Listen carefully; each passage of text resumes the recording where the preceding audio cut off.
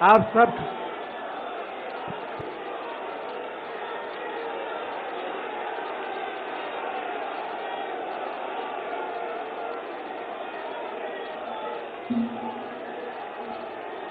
हर हर महादेव।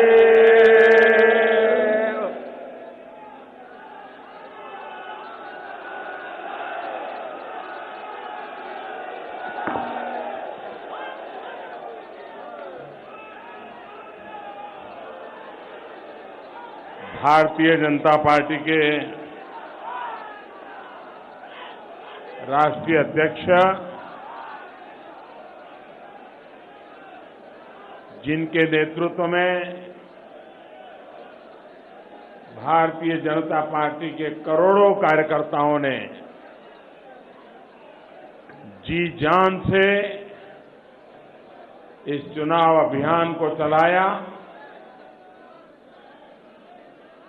वैसे भाई श्री अमित भाई शाह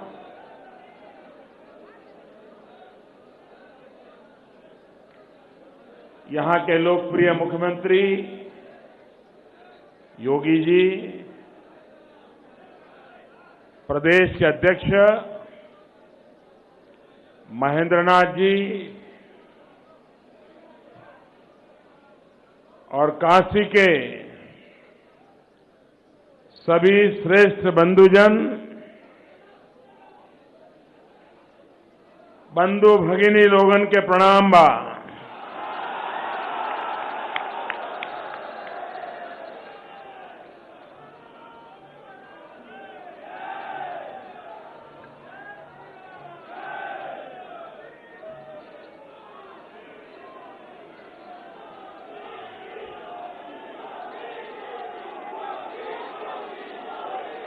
मैं भी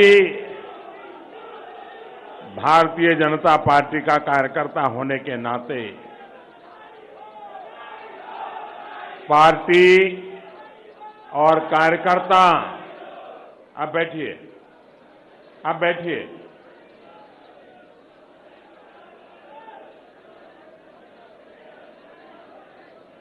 पार्टी और कार्यकर्ता जो आदेश करते हैं उसका पालन करने का मैं भरसक प्रयास करता हूं। 1 मास पूर्व जब 25 तारीख को मैं यहां था, जिस आन बान शान के साथ काशी ने एक विश्व रूप दिखाया था, और वो सिर्फ काशी को प्रभावित करने वाला नहीं था, सिर्फ उत्तर प्रदेश को प्रभावित करने वाला नहीं था, उसने पूरे हिंदुस्तान को प्रभावित किया था।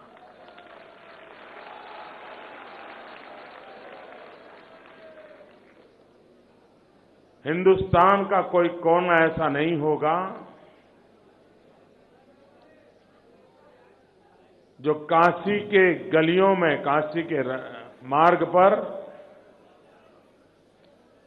काशी का मिजाज जिस प्रकार से प्रकट हो रहा था, उसे जब देश के हर कोने में मतदाता देख रहा था, कोई कार्यकर्ता ऐसे जो कागज लेके आए उनसे कलेक्ट कर लीजिए, भाई किसी को काम दे दीजिए, कलेक्ट कर लीजिए, बाद में मुझे पहुंचा दीजिए। कुछ लोगों के हाथ में कुछ कागज है, मुझे पहुंचा दीजिए। हाँ।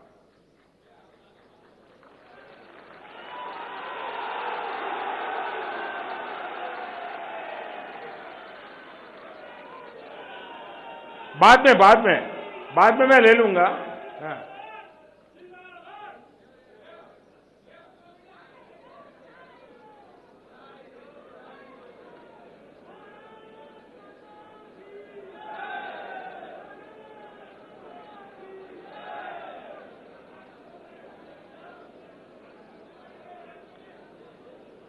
आपको संतोष हो गया?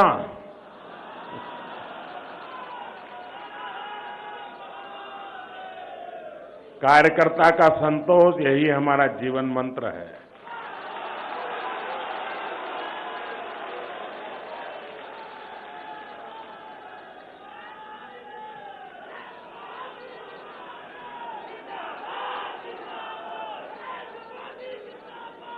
और जब 25 शाम को और 26 में यहां के प्रबुद्धजनों से, कार्यकर्ताओं से मुझे बातचीत करने का अवसर मिला था और आप सबने मुझे आदेश दिया था कि 1 महीने तक आप काशी में प्रवेश नहीं कर सकते हैं।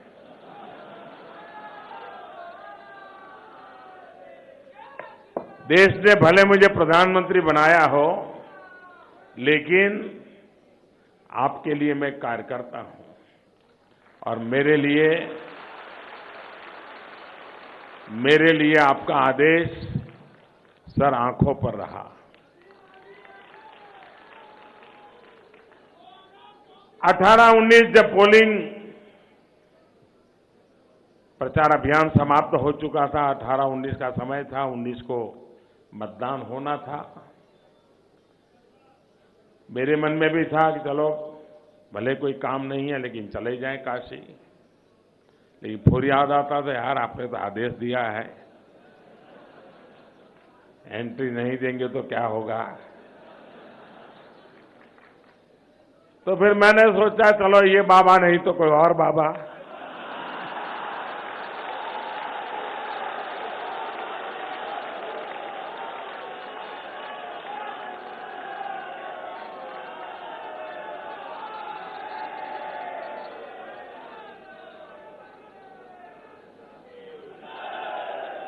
शायद ही कोई उम्मीदवार चुनाव में और चुनाव के नतीजों के समय इतना निश्चिंत होता है जितना कि मैं था।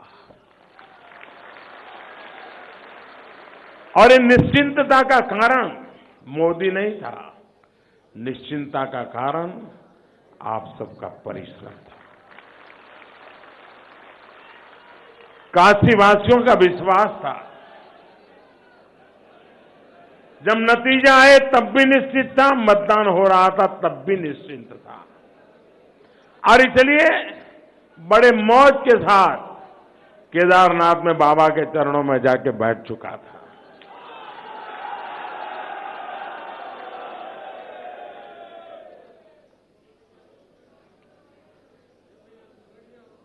काशी ने जो, यानी काशी तो अविनाशी है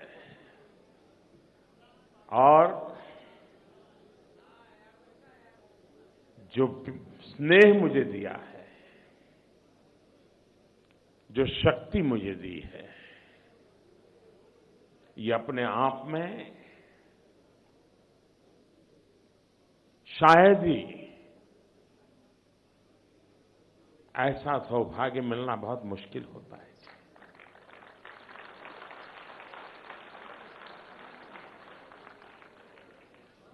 आप में से कई लोग हैं, कितने कार्यक्रम किए, मुझे जानकारी मिलती थी कि क्या क्या कार्यक्रम चल रहे हैं, किसने प्रकार से यहां एक प्रकार से चुनाव को लोकोत्सव बना दिया गया है। देश के लिए भी और पूरे चुनाव अभियान में बहुतेक मात्रा में मैं कह सकता हूं कि तू मैं का तत्व बहुत कम था, अपनत्व का माहौल ज्यादा था। इस चुनाव में अलग अलग दलों के जो साथी मैदान में थे, इस चुनाव में जो निर्दलीय साथी मैदान में थे, मैं उनका भी आभार व्यक्त करता हूं कि उन्होंने भी अपने तरीके से काशी की गरिमा के अनुकूल इस चुनाव को, अभियान को आगे बढ़ाने में अपना योगदान दिया है। वे भी अभिनंदन के अधिकारी हैं और इसलिए मैं सार्वजनिक रूप से जो अन्य उम्मीदवार थे उनका भी हृदय से धन्यवाद करना चाहूंगा।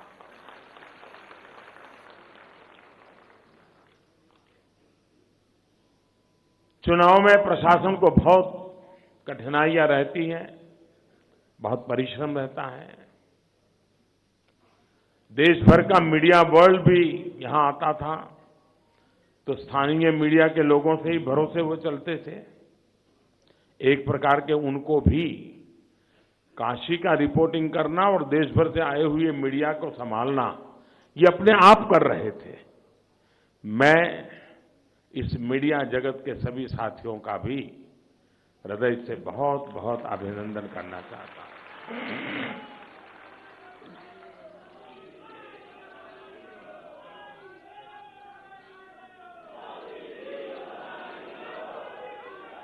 इस चुनाव में जब कार्यकर्ताओं के साथ मेरा मिलना हुआ था,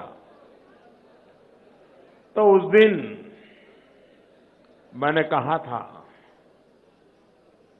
कि यहां पर शायद नामांकन तो एक नरेंद्र मोदी का हुआ होगा, लेकिन ये चुनाव हर घर का नरेंद्र मोदी लड़ेगा, हर गली का नरेंद्र मोदी लड़ेगा। और आपने एक प्रकार से अपने भीतर की शक्तियां एक प्रकार से नरेंद्र मोदी के रूप में ही आपने इसको अपने अंदर समाहित कर दिया और आप सब नरेंद्र मोदी बन गए।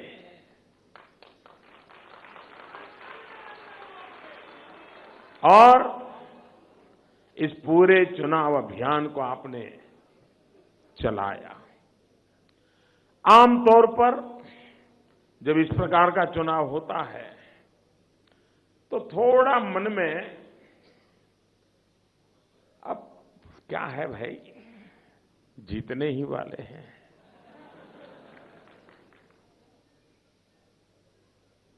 लेकिन मैं काशी के संगठन से जुड़े हुए लोगों का, काशी के हर छोटे मोटे कार्यकर्ता का और काशी के हर समर्थक का इस बात के लिए आभार व्यक्त करता हूं कि उन्होंने इस चुनाव को जय और पराजय के तराजू से नहीं तोला। मैं समझता हूं हिंदुस्तान के लोकतंत्र की ये बहुत बड़ी घटना है। जय और पराजय के तराजू से नहीं तोला, उन्होंने चुनाव को एक लोक शिक्षा का पर्व माना, लोक संपर्क का पर्व माना, लोक संग्रह का पर्व माना, लोक समर्पण का पर्व माना और कोई कमी न रह जाए, किसी मतदाता को ये न लगे कि कोई मेरे पास तो आया नहीं था, किसी ने तो मुझे कहा नहीं था। मोदी हमें पसंद है, लेकिन भाई क्या बात है, इतना बड़ा अवसर है, आपने मुझे याद भी नहीं किया। हर घर गए, हर मतदाता को मिले, 40-45 डिग्री टेम्परेचर में गए और गर्मा गर्मी नहीं थी। चुनाव के माहौल को गर्म करना भी एक अपने आप में कसौटी होती है,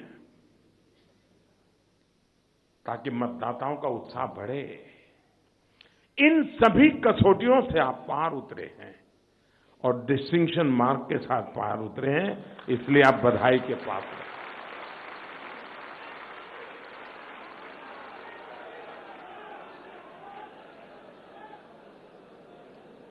सारे देश में और सोशल मीडिया में यहां की बेटियों ने जो स्कूटी निकाली, इसकी बड़ी चर्चा है।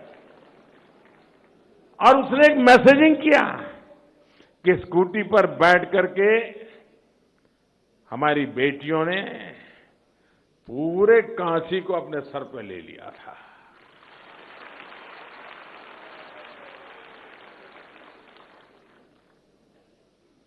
भांति भांति के कार्यक्रम समाज कर रहा था और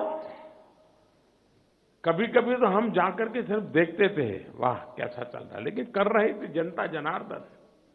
जनता जनार्दन का उत्साह था। कोई कारण नहीं था कि आज तो मुझे ऐसे ही उतर करके बाबा के चरणों में जाना था और फिर आप सबके माध्यम से काशी का और उत्तर प्रदेश का अभिनंदन करना था। लेकिन उसके बावजूद भी जिस प्रकार से पूरे रास्ते भर लोग अपने आशीर्वाद दे रहे थे, यह भी अपने आप में एक अनोखा अनुभव था। और इसलिए मैं आप सबका हृदय से अभिनंदन करता हूं। आज मैं भले काशी से बोल रहा हूं, लेकिन पूरा उत्तर प्रदेश अनेक अनेक अभिनंदन का अधिकारी है। आज उत्तर प्रदेश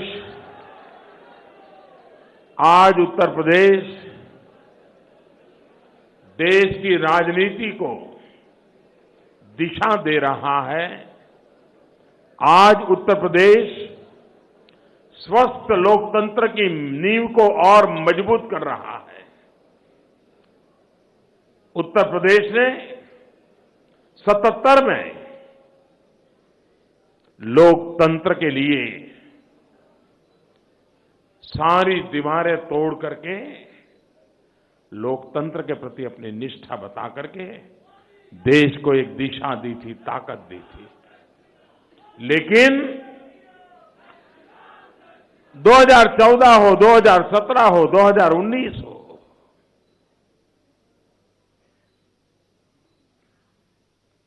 ये हैट्रिक छोटी नहीं है जी।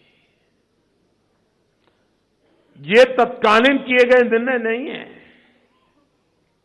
उत्तर प्रदेश के गांव, गरीब परिवार का व्यक्ति भी भारत के उज्जवल भविष्य की दिशा क्या हो सकती है, इसके विषय में सोचता भी है और उसी की दिशा में चलता भी है और देश को चलने के लिए प्रेरित भी करता है।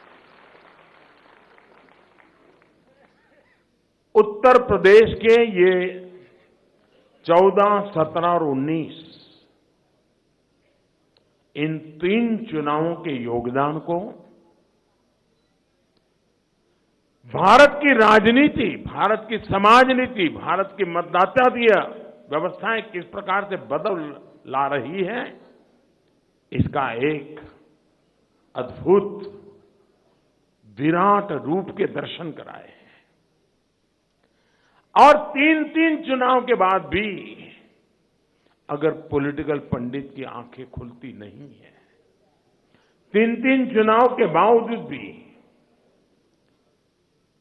पॉलिटिकल पंडितों के कान पर आवाज नहीं पहुंचती है, तो इसका मतलब है कि उनके विचार, उनकी सोच, उनके तर्क काल बाह्य हो चुके हैं। वो 20वीं सदी के लिए हैं, 21वीं सदी के लिए नहीं है।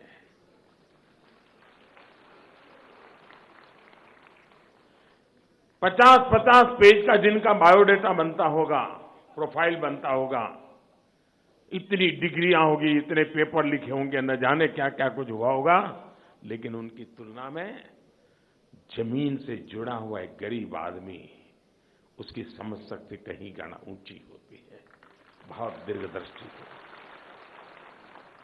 और हम उसी के प्रति श्रद्धा रखते हुए,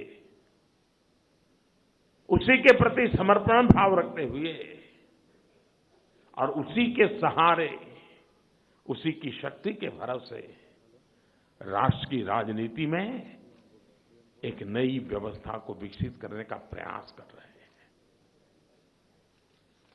चुनाव परिणाम वो तो एक गणित होता है। जिसको 200 वोट मिले हैं और दूसरे को 201 मिला है, तो विजेता तो 201 वाला होने वाला है, 200 वाला नहीं होने वाला है। परिणाम का आधार तो गणित समझ सकता हूं मैं। 20वीं सदी के चुनावों के हिसाब किताब भी गणित और अंक गणित के दायरे में चले होंगे, लेकिन चाहे वो 2014 हो, 2017 हो या 2019 हो, देश के राजनीतिक विश्लेषकों को मानना होगा कि अरिथमेटिक के आगे भी केमिस्ट्री होती है।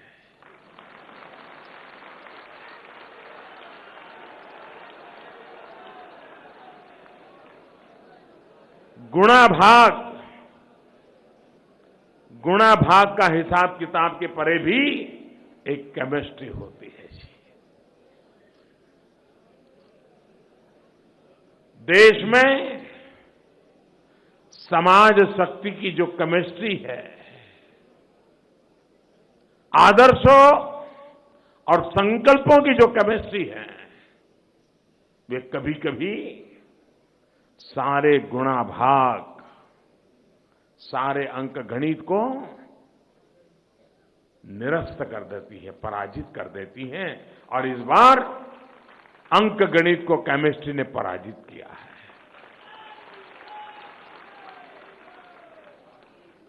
और इस अर्थ में ये चुनाव अपने आप में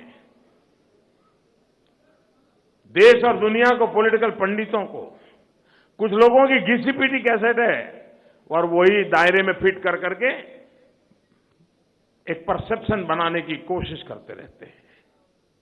और ये माना गया है कि politics is about the perception, ये माना गया है। लेकिन और हम वो लोग हैं जो हम जैसे हैं वैसे दुनिया हमें देख न ले, इसलिए 90% से अधिक ताकतें जो पिछले 50, 60, 70 साल में एस्टैब्लिश हो चुकी हैं, वे दो काम करती रहती हैं। किसी भी हालत में हमारे विषय में सही परसेप्शन न बने, किसी भी हालत में न बने, इसके लिए जो भी झूठ का सहारा लेना पड़े। और दूसरा, एक है जैसे परसेप्शन सही न पहुंचे, तो दूसरा है हो सके उतने कुतर्क करके परसेप्शन को बर्बाद किया जाए, बिगाड़ा जाए, एक ऐसा भयानक परसेप्शन बना दिया जाए कि लोग पास खड़े रहने से डर जाएं। ये 70 साल तक चला है। पंडितों की ये थियरी होगी कि पॉलिटिक्स अबाउट द परसेप्शन, लेकिन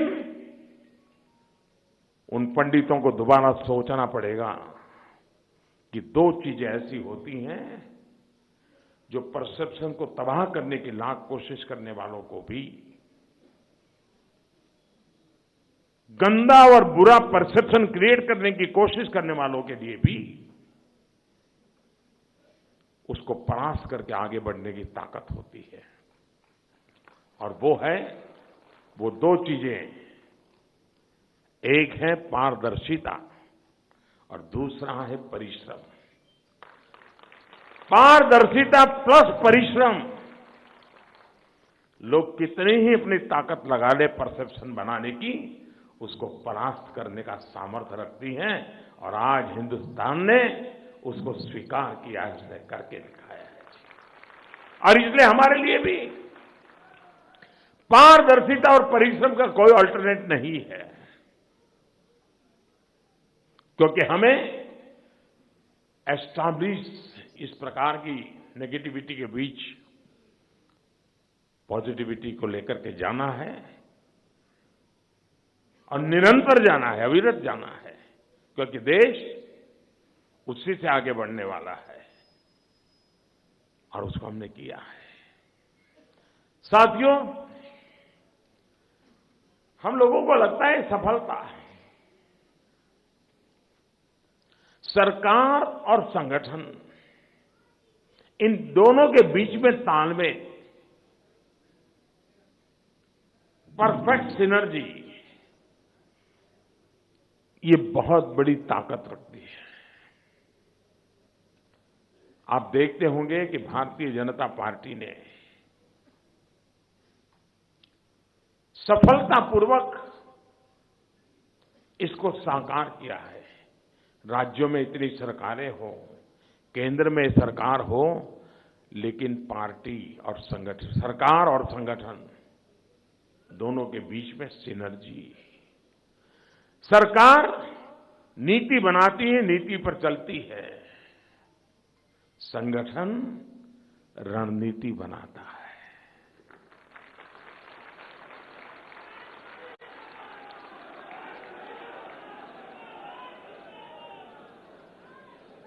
नीति और रणनीति, इसकी सिनर्जी सरकार और संगठन के काम की सिनर्जी का एक प्रतिबिंब होती है।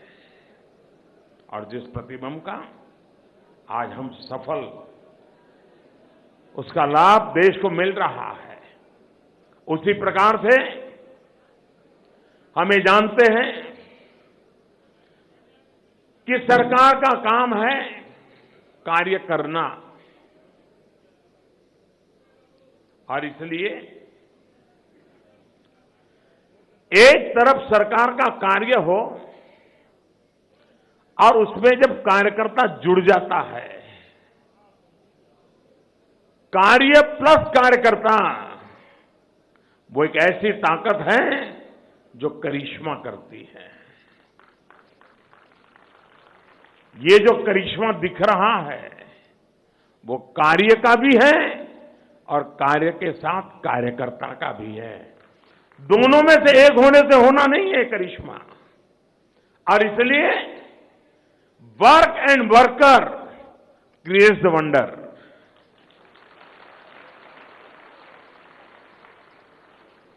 और इसलिए वर्क और वर्कर, ये वंडर की बहुत बड़ी सबसे उद्दीपक कैटलिक एजेंट है जो आज हम कर रहे हैं। सरकार ने काम किया, शौचालय बनाए, घर बनाए, गैस पहुंचाया, बिजली पहुंचाई, लेकिन ये कार्यकर्ता है जिसने विश्वास पैदा किया कि अभी तो ये शुरुआत है।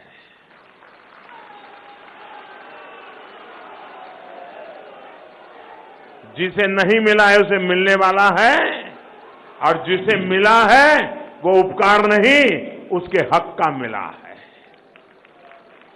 ये जो वर्क एंड वर्कर वाला जो सिनर्जी है, जो वंडर करता है, वो आज हर बात में हम देख पाते हैं। और इसलिए मैं समझता हूं कि भारतीय जनता पार्टी एक प्रकार से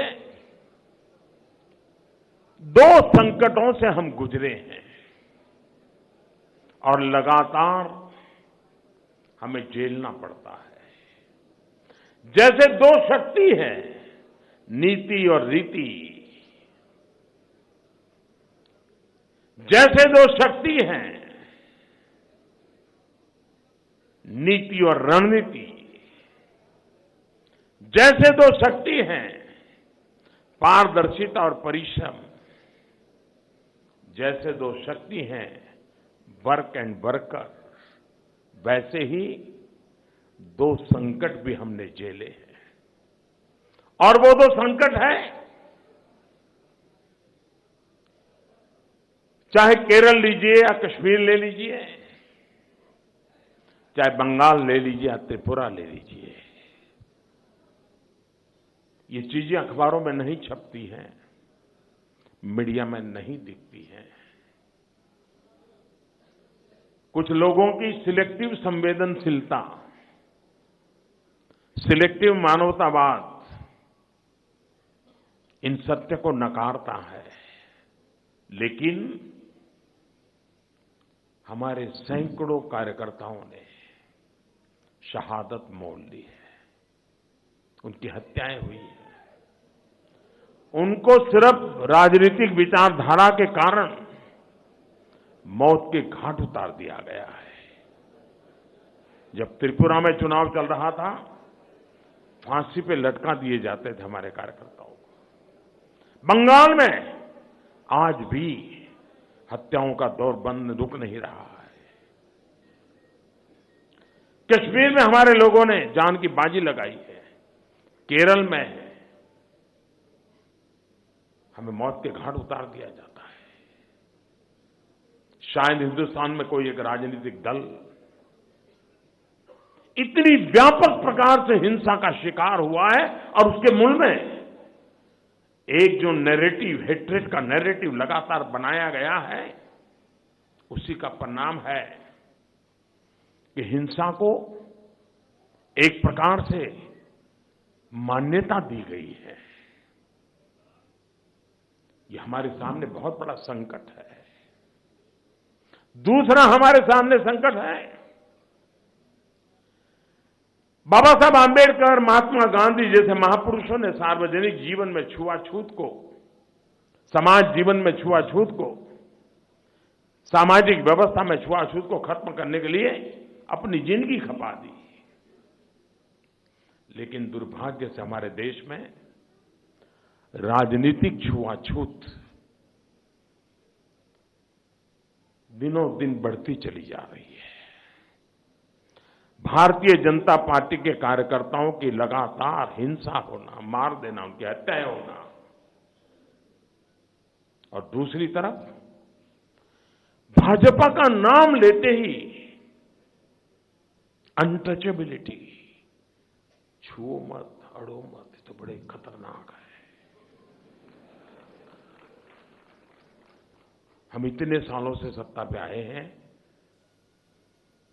हम विभाजनकारी मनोवृत्ति के नहीं हैं। जो लोग अपने आप को एकता का ठेकेदार बनाते हैं, उन्होंने सिर्फ आंध्र का विभाजन किया, आज भी वहां पर शांति का माहौल नहीं बन पाया है, तेलंगाना और आंध्र। और हम वो लोग हैं जो एकता के मंत्र को लेकर के चलते हैं। हम उत्तर प्रदेश में से उत्तराखंड बना दे, दिलों में आग नहीं लगने देते। हम बिहार में से झारखंड बना दे, दिलों को चोट नहीं पहुंचाते हैं। हम मध्य प्रदेश में से छत्तीसगढ़ बना दे, प्यार में कोई कमी नहीं आने देते। क्योंकि सबका साथ, सबका विकास, ये मंत्र हमारी रगों में है, हमारी जहन में है।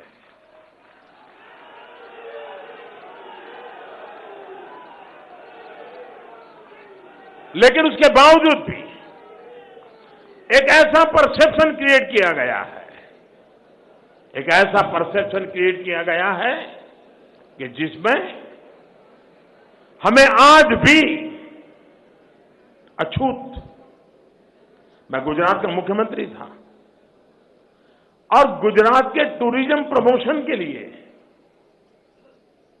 मैंने सिने जगत के लोगों की मदद मांगी, उन्होंने मदद की, लेकिन सारी दुनिया उन पर टूट पड़ी। आप और गुजरात, गुजरात यानी ऐसा छुआछूत का परसेप्शन बनाते चले हैं। इस चुनौती भी है। भारत के लोकतंत्र में इस प्रकार की वृत्ति वाले लोग हैं, उनसे भी मैं आज काशी की पवित्र धरती से पुनर्विचार करने के लिए आज प्रार्थना करना चाहता हूं। बहुत हो चुका, बहुत हो चुका। आओ दोस्तों, आओ, नए सिरे से सोचना शुरू करो। कमियां हम में भी होगी, लेकिन हमारे इरादे नेक है।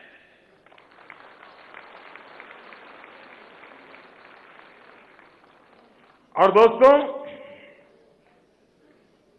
लोकतंत्र कोई कुछ भी कह दे, आज हिंदुस्तान के राजनीतिक तख्त पर, राजनीतिक कैनवास पर ईमानदारी से रग रग में लोकतंत्र को लेकर के जीने वाला कोई दल है तो भारतीय जनता पार्टी है। हम शासन में आते हैं तब भी हम सबसे ज्यादा लोकतंत्र की परवाह करने वाले लोग होते हैं। कभी कभी तो और लोग जब सत्ता में आते हैं तो विपक्ष का नामो निशान नहीं होता है। हमें जब सत्ता मिलती है तो विपक्ष का अस्तित्व शुरू होता है,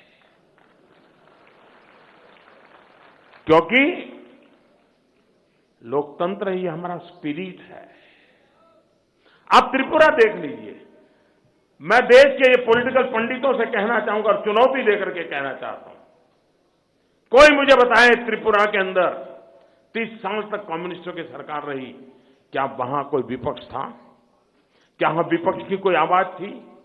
क्या वहां विपक्ष को कभी सुना गया था? क्या दिल्ली के मीडिया में विपक्ष की कभी चर्चा हुई थी? कुचल जा चुका था। आज त्रिपुरा में हम सत्ता में आए, अभी तो 2 साल मुश्किल से होने जा रहे हैं। आज वहां जानदार शानदार विपक्ष मौजूद है और उसकी आवाज सुनी जाती है। ये लोकतंत्र स्पिरिट है, उसकी आवाज को तवज्जो दी जाती है। और देश चलाने के लिए ये अपने आप में बहुत बड़ी बात होती है और जिम्मेवारी भी होती है, वो कोई उपकार नहीं है। और मैं मानता हूं, जो हमारे पूर्व राष्ट्रपति बार बार कहते थे, पार्लियामेंट का उपयोग चर्चा के लिए होना चाहिए। चर्चा में आप भरपूर विरोध कीजिए ना, लेकिन जब चर्चा के लिए मुद्दे नहीं होते हैं, तर्क नहीं होते हैं, एक्सपोज होने का डर लगता है, तो हो हल्ला करके के संसद को न चलने देना, ये सरल मार्ग बन जाता है। हम विपक्ष की ताकत को स्वीकार कर करके विपक्ष की ताकत को तवज्जो देने वाले, लोकतंत्र में विश्वास रखने वाले लोग हैं। और जहां जहां हमें मौका मिला है, वहां पर विपक्ष की आवाज, संख्या भले कम होती हो, जनता का अविश्वास के कारण उनकी संख्या कम हो जाती है, वो उनकी जिम्मेवारी है जनता का विश्वास जीते। लेकिन संविधान हमें जिम्मेवारी देता है कि एक भी क्यों न हो, उसकी आवाज का महत्व होगा। ये हमारी जहन में है। दोस्तों, एक और बात है, हमारे देश के वो लोकतंत्र को वोट बैंक की राजनीति ने कुचल दिया है। और इसलिए जो भी निर्णय होते हैं, चर्चा होती है, सबके बीच में आकर के हिम्मत के साथ अपनी बात रखनी है, तो ये वोट बैंक की राजनीति के दबाव में हमारे देश में कोई हिम्मत नहीं कर पाता है। क्या इस देश के सामान्य वर्ग के गरीब लोगों को अपने हक के लिए इतना इंतजार करना पड़ा?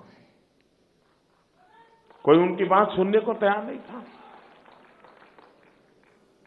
ऐसा तो नहीं था कि आवाज आ नहीं रही थी, ऐसा तो नहीं था कि लोग रोष व्यक्त नहीं करते थे, ऐसा भी नहीं था कि आंदोलन नहीं होते थे, होता सब कुछ था। लेकिन वोट बैंक की राजनीति के प्रभाव में ये करेंगे तो शायद कुछ खिसक जाएगा। तो ये हमारी निष्पक्ष सोच थी, निष्पक्ष सोच थी। वोट बैंक की राजनीति से ऊपर उठ करके सबका साथ, सबका विकास, सबको अवसर, और उसका कारण है कि हम सामान्य वर्ग के लिए 10% आरक्षण का फैसला कर, अगर हम वोट बैंक की राजनीति पे चलते तो शायद हम भी उसी में ढल जाते। हम नहीं ढले। देश के उज्जवल भविष्य के लिए जो आवश्यक है हम करेंगे। आज भी मेरी तो सूचना रहती, गांव में घर मिलेगा, एक तरफ से लिस्ट के अंदर से शुरू करो। 51 लोग हैं, इस बार 25 घर देने वाले हैं, पहले 25 को दे दो, फिर 26 के दूसरा बजट आए, 26 से शुरू करो। कौन जाति का है, कौन बिरादरी का है, प्रधान से लेना देना, कुछ लेना देना नहीं है, वो मेरे देश का नागरिक है, उसको मिलना चाहिए।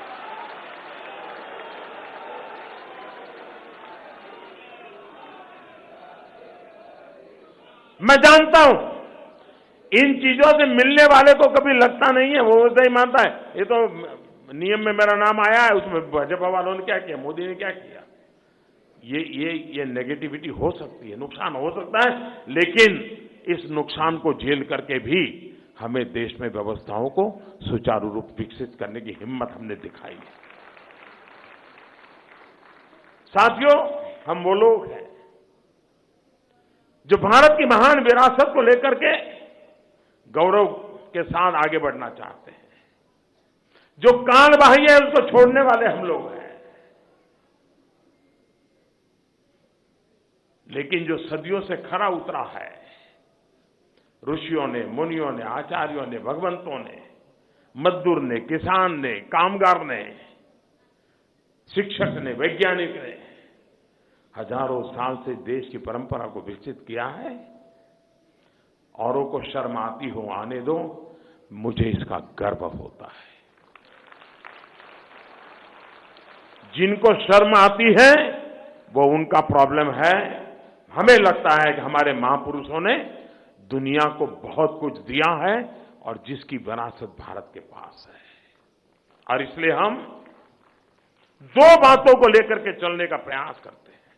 एक, इस महान विरासत को, और दूसरा, आधुनिक विजन को। हमें कल्चर को भी बरकरार रखना है और हमें करंट सिचुएशन को भी एड्रेस करना है। योग हो, आयुर्वेद हो, रामायण सर्किट हो, बुद्धिस्ट सर्किट हो, भारत की महान विरासत है। अयोध्या में दिवाली मनाना इतने साल तक किसने रोका था भाई?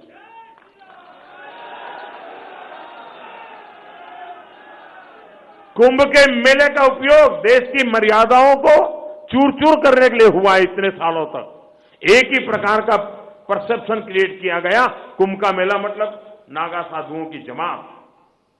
उस परसेप्शन को बदला जा सकता है और योगी जी के नेतृत्व में देश ने बदला है, और उसका गौरव सिर्फ उत्तर प्रदेश नहीं, पूरे भारत का हुआ।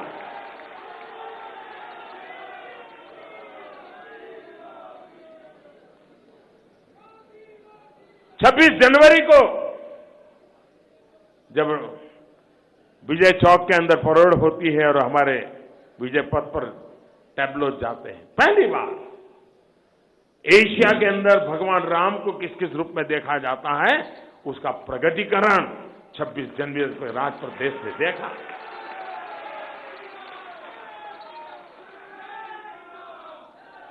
लेकिन इसके साथ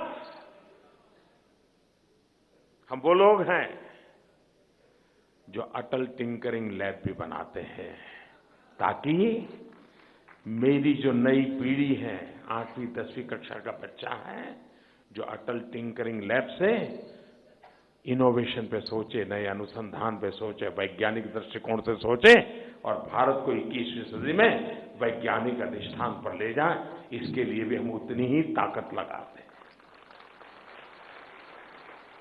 और इसलिए हम कल्चर का जितना महात्म्य देते हैं, हम 21वीं सदी के विजन को भी उतना ही प्रगटता के पूर्वक आगे बढ़ाने के पक्ष में है।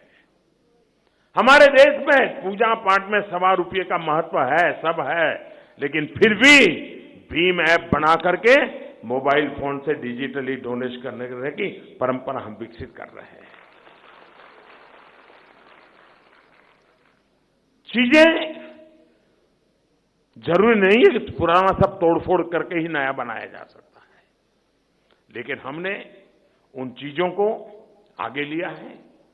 हम 11 नंबर की अर्थव्यवस्था से शुरू की थी यात्रा, आज 6 नंबर पे पहुंच गए दुनिया में। 5 नंबर पे दरवाजे पर दस्तक दे रहे हैं, 3 पर पहुंचने के पहले 3 में पहुंचने के इरादे से काम कर रहे हैं।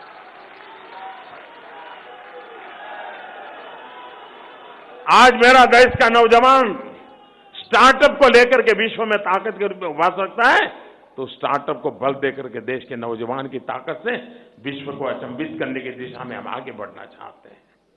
और इसलिए हम उन चीजों को आगे बढ़ाने के लिए प्रयास कर रहे हैं।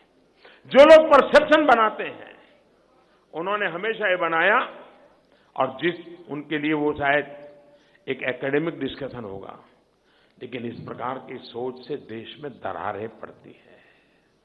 उनको पता भी नहीं होता है कि उनकी ये सोच किस प्रकार से देश में दरार पैदा कर देती है। आज हिंदुस्तान का कोई क्षेत्र ऐसा नहीं है जहां भारतीय जनता पार्टी के प्रतिनिधि चुनते हो या न चुनते हो, लेकिन लगातार हमारा वोट परसेंटेज बढ़ रहा है। केरल हो, तमिलनाडु हो, कश्मीर घाटी हो, आज लद्दाख से भी बीजेपी चुन करके आती है, तो हम फिर भी ये पंडित लोग बैठेंगे, हिंदी हार्टलैंड की पार्टी। कर्नाटक में सबसे बड़ा दल, फिर भी हम हिंदी हार्टलैंड। गोवा में सालों से हम सरकार चला रहे हैं, फिर भी हिंदी हार्टलैंड।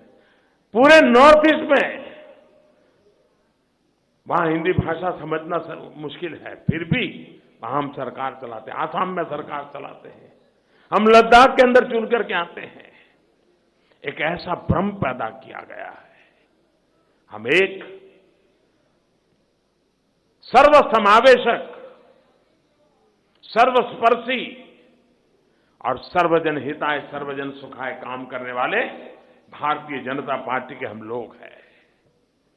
भाइयों बहनों, चुनाव जीतना एक काम है और लोकतंत्र का ये उत्सव आन बान शान के साथ हमने मनाया है।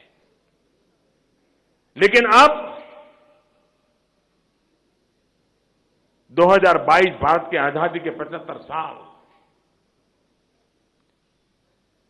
अधिकार की चर्चाएं हमने बहुत कर ली हैं। ये 5 साल कर्तव्य के बल पर हम चल सकते हैं क्या?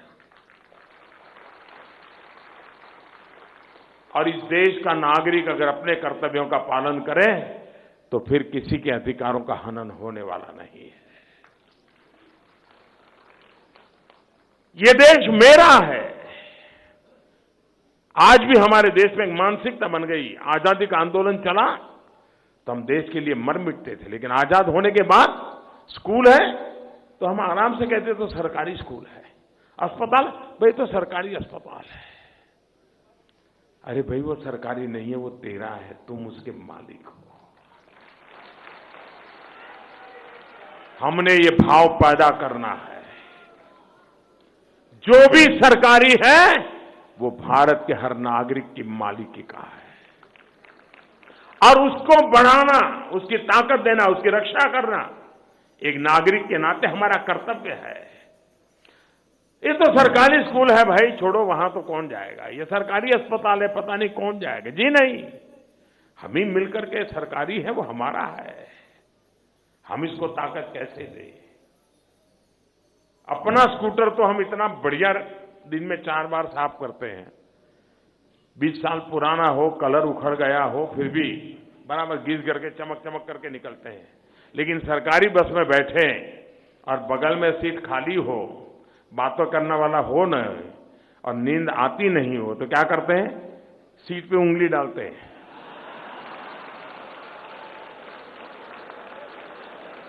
यहां सबने किया होगा। और अंदर से 2-3 इंच का जब तक गड्ढा न करे हमको चैन नहीं आता है।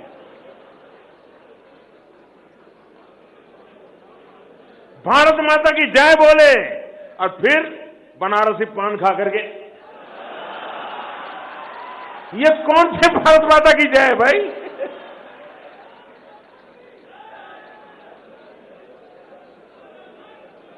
उसी मां को गंदा करें जिस मां का जयकारा करने के लिए हम संकट झेलते हैं। कहने का तात्पर्य यह है कि देश मेरा है, ये देशवासी मेरे हैं। जिस स्पिरिट से आजादी का आंदोलन चला, उसी स्पिरिट से आजादी के 75 साल देश को नई ऊंचाइयों पर ले जाने के लिए हम आगे बढ़ाए और काशी करके दिखाएं। साथियों, आज चुनाव की गहमागहमी के बाद विजयोत्सव का माहौल अब धीरे धीरे ठंडा हो रहा है, तब अपनों के बीच में आया हूं, ज्ञान नगरी में आया हूं, महान विरासत की धरती पर आया हूं और उसमें से जो भाव जगा, उस भाव को मैंने आपके सामने प्रोजेक्ट किया है। जब चुनाव का काम चल रहा था उसी समय इस वर्ष जिनको हमने पद्मश्री दिया था वो श्रद्धेय हीरालाल जी हमारे बीच नहीं रहे, जिन्होंने संगीत साधना में बहुत बड़ा योगदान किया। मैं आज जब उनके स्वर्गवास के बाद पहली बार आया हूं तो मैं आदरपूर्वक उनको श्रद्धांजलि देता हूं। उनके परिवारजनों से तो मैंने बातचीत की थी, लेकिन उन्होंने जो विरासत छोड़ी है उस विरासत के प्रति हम सबका गर्व बना रहे। मैं फिर एक बार आपके पुरुषार्थ के लिए, आपके परिश्रम के लिए, आपके समर्पण के लिए, जी जान से जो मेहनत आपने की है, आप सबको हाथ जोड़ करके नमन करते हुए मैं हृदय से धन्यवाद करता हूं। आप सबका बहुत बहुत धन्यवाद, बहुत बहुत धन्यवाद। सभी काशी के मतदाताओं का धन्यवाद, पूरे उत्तर प्रदेश का धन्यवाद, बहुत बहुत धन्यवाद।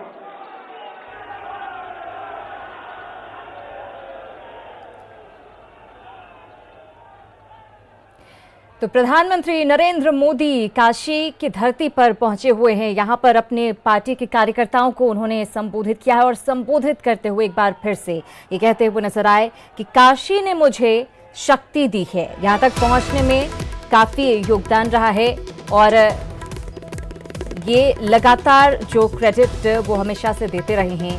काशी का हर कार्यकर्ता पूरे नंबर से पास हुआ है, ये नरेंद्र मोदी ने कहा है। काशी के कार्यकर्ता ही नरेंद्र मोदी बन गए। जिस तरीके से जी जान लगा दी उन्होंने चुनाव में, मोदी के रूप में हर काशीवासी दरअसल मैदान में था। हम आपको बता दें कि प्रधानमंत्री नरेंद्र मोदी 30 मई को दोबारा दरअसल प्रधानमंत्री पद की शपथ लेने वाले हैं और उससे पहले काशी की धरती पर पहुंचे, बाबा विश्वनाथ के दर्शन यहां पर किए और उसके बाद अपने पार्टी के कार्यकर्ताओं को उन्होंने संबोधित किया है। 2019 में मिली प्रचंड जीत के बाद नरेंद्र मोदी पहले गुजरात गए थे कल, वो तस्वीरें भी हमने आपको दिखाई, हर हलचल से रूबरू आपको करवाया, अपनी माता का आशीर्वाद लेने के लिए भी पहुंचे और आज बनारस पहुंचे। वो बनारस जो पिछली बार भी जिसने काफी प्यार मोदी को दिया था और एक बार फिर से भारी बहुमत के साथ वो वहां से जीते ही। इसके अलावा आपने देखा कि किस तरह से शानदार प्रदर्शन पार्टी का 2019 की लोकसभा चुनाव में रहा।